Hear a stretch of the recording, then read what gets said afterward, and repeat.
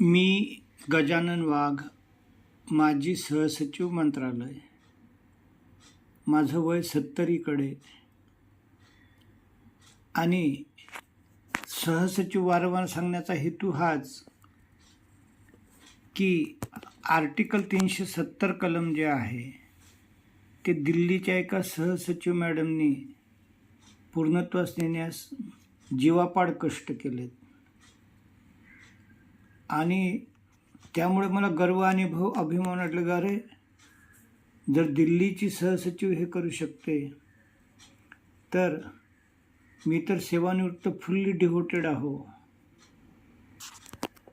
आणि मी सुद्धा भारत मातेचं 15 ऑगस्ट 1947 रोजी पर्यंत बलशाली, व्याधीमुक्त, तसंच रासायनिक खतमुक्त, कीटकनाशकमुक्त आणि ध्यानाच्याद्वारे पालक व विद्यार्थ्यांमध्ये श्रावणबाळ समाजाची निर्मिती करू शकतो असा मला आत्मविश्वास वाटला. आणि माझा मोबाईल नंबर सेव्ह करून घेऊ शकता, माझ्याशी फोनवरही बोलू शकता. माझा नंबर 8779275426. मराठीमध्ये सांगतो 8779275426. जर तुम्ही लिहिला नसेल तर ही क्लिप मागं करा आणि तो लिहून काढा. तर माझं जीवनच एक चमत्कारिक घटनांचा क्रम आहे आणि तो हळूहळू सांगतच राहील. परंतु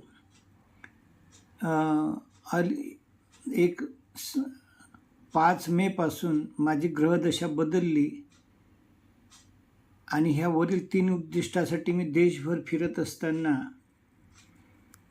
मला जणू काही एखादा अपघात व्हावा तसा 11 मे रोजी माझं हर्नियाचं ऑपरेशन झालं आणि 3 महिने घरावर पडू नका, 6 महिने स्कूटी चालवू नका अशी माझ्यावर नैतिक आणि डॉक्टरकी बंधनं आली. आणि आता रिकाम्या वेळात काय करावं तर सहज एप्रिल मे महिन्यात असल्यामुळे जसं कुत्र्याचं काय म्हणतात ते मुंग्यांचं पेव फुटावं तसं नाशिक, सांगली, मिरज, दादर, पुणे अशा वेगवेगळ्या ठिकाणी वसंत व्याख्यानमाला आणि त्याच्यावर बऱ्याच ठिकाणी निर्लज्जपणे लिहिलेलं असतं की म्हणजे भाषणकर्त्याच्या विचारांशी मंडळ सहमत असेलच असं नाही. तर मी आपलं सहज चाळत असताना वसंत व्याख्यानमाला नाशिक याकडे आकर्षित झालो. आणि आधी तर मला ते काही फारसं समजलं नाही, परंतु रोज ते मोहाडी फार्म हाऊस आणि महात्मा गांधी, पंडित जवाहरलाल नेहरू वगैरे अशा लोकांची ती 103 वर्षापासूनची ही सुरू आहे हे पाहून मला खरंच वाटेना. आणि मग इतर कुठल्या व्याख्यानमालेकडे आकर्षित न होता या व्याख्यानमालेचे मी क्लिप नियमितपणे ऐकू लागलो. तर मला एक आनंद असा वाटला की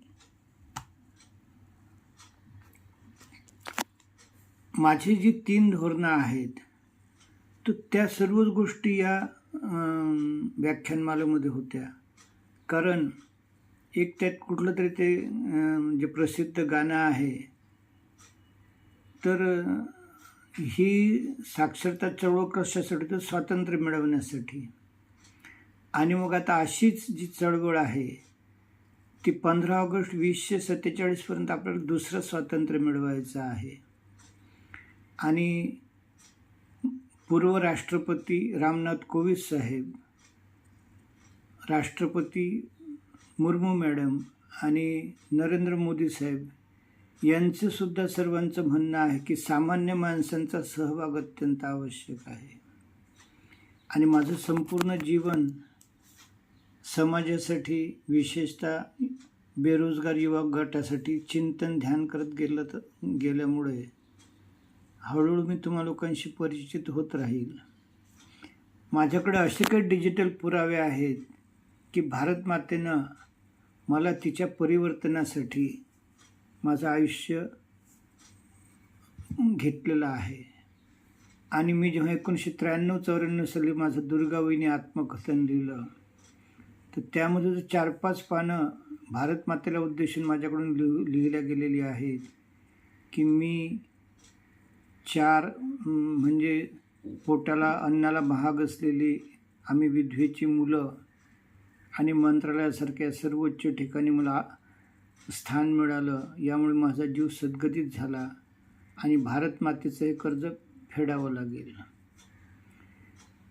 आणि असा हा प्रवास सुरू असताना माझं लिखाण विधवा, युवा यांच्या क्षेत्रात होत होतं.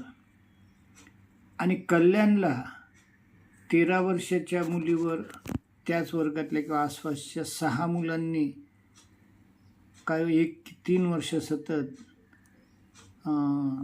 सेक्शुअल शोषण केल्यामुळे काय ती 3ऱ्या माळ्यावरून उडी मारून जीवन संपवलं की त्यांनी ढकललं देव जाणे. तेव्हा माझ्या मुलीला मी म्हटलं की मला पेन्शन आहे, आपण काही उपाशी मरणार नाही. आता भारतमातेच्या समाज परिवर्तनासाठी मी आयुष्य वाहून घेतो. आणि मुलीने आनंदाने मला स्वीकृती दिली आणि माझा हा प्रवास सुरू झाला. योगायोग असं की माझ्याकडे लेखी पुरावे आहेत यूट्यूब क्लिपवर की 15 ऑगस्ट 2021 रोजी जो भारतमातेचा स्वातंत्र्याचा पवित्र दिवस होता, तिनं माझ्याकडून शपथ घेतली की महाराष्ट्रातील 4 कोटी, भारतातील 40 कोटी आणि जगातील 300 कोटी विद्यार्थी आणि त्यांच्या पालकामधून श्रावणबाळ समाजाची निर्मिती करेन. आणि हा प्रवास हिमालयापेक्षाही कठीण आहे, कारण 2004 ते 2015पर्यंत तसे शासन निर्णय आहेत, पण त्याची अंमलबजावणी झाली नाही. त्यामुळे मला वाईट वाटलं. माझा हाच प्रवास सुरू असताना माझ्या मुलाच्या मानेला पट्टा लागला आणि मी म्हटलं, देवा मरण दे पण मुलाचं हे रूप दाखवू नको. आणि भारतमातेने मला साध्या आहारातून सर्व आरोग्य, जो हा पहिला विषय आहे, ती विद्या 4 ऑगस्ट 2022 रोजी परिचित करून दिली. आणि माझ्या भावाला म्हटलं, अरे ही तर महान विद्या आहे, यामुळे आपण त्या आनंदराव भिडेसारखे 20 वर्ष घोड्यासारखे जगू. आणि मग 19 सप्टेंबर 2022 रोजी माझ्याकडून ही तपसेवा सुमिरन किंवा नैसर्गिक आहाराद्वारे व्याधीमुक्ती हा रस्ता 150 कोटी भारतीयांना माहीत करून देईल, हे भारतमातेनं पुण्याचे दगडूशेठ हलवाई गणपतीसमोर माझं शपथ घेतलं. माझा हा प्रवास सुरू असतानाच 1 वर्षापूर्वी सुभाष पाळेकर यांचं नाव मी कुठून तरी ऐकलं की शेती क्षेत्रात त्यांनी खूप चांगलं काम केलं. आणि माड्या जिल्हा कन्नड भाषा आणि कर्नाटक राज्यात मला इंग्रजी समजलं, ही कन्नड डोक्यावरून गेलं. सुभाष पाळेकरांचा सहवास लाभला. आणि 12 सप्टेंबर 2025 रोजी भारतमातेनं माझ्याकडून शपथ घेतली की सुभाष पाळेकरांची कृषी पद्धती ही संपूर्ण देशाला माहीत करून देईल, त्यासाठी शेवटच्या श्वासापर्यंत जीवन अर्पण करत आहोत. तर असा हा प्रवास सुरू असताना वसंत व्याख्यानमाला नाशिक यामुळे मी आकर्षित झालो.